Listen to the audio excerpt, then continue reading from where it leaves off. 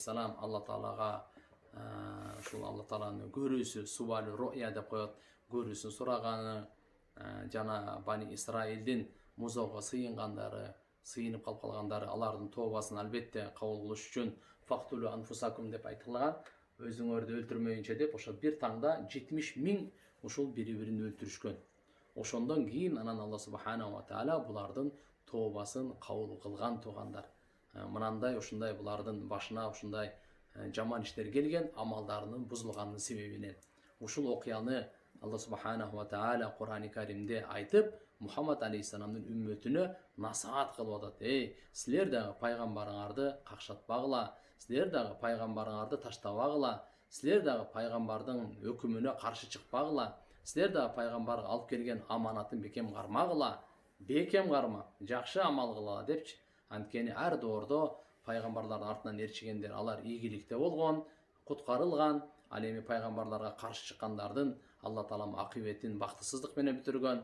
Кудум ушундай эми акыркы пайгамбар Мухаммад саллаллаху алейхи ва саллям жиберген Алла Таалам баарыбызга пайгамбар, кыямат күнгө чейин келе турган инсандардын баарына пайгамбар, баардыгына туура жолду көрсөткөн, алардын мал мүлкүн, алардын мал жанын, кан жанын, бир абройлорун сакташ үчүн, куткаруш үчүн жиберилген пайгамбарыбыз Мухаммад алейхиссаламдын артынан бекем сүннөтүн кармайлы, ал айтканды аткарайлы, ал көрсөткөндү ошол жасайлы туугандар. Эмне нерсени Мухаммад саллаллаху алейхи ва саллям силерге берсе, ошону кармангыла, ошону алгыла. Ал эми эмне нерседен силерди тыйган болсо, андан тыйылгыла деп мынакей Алла субханаху ва таала ушундай деп айткан. Урматтуу мекендештер, мына бүгүнкү биринчи сабагыбыз Кудай кааласа иншалла.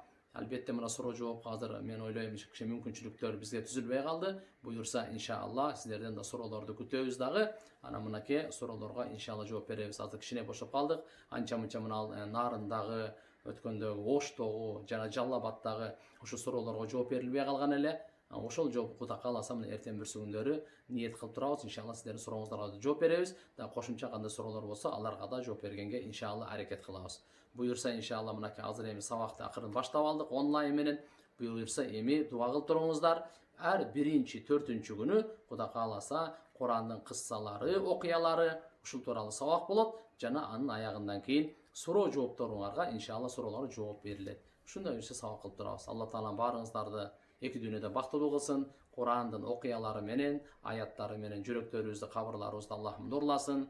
Görüşkönçe salamatlıkta kalınızlar. Assalamu alaikum ve rahmatullahi ve barakatuh.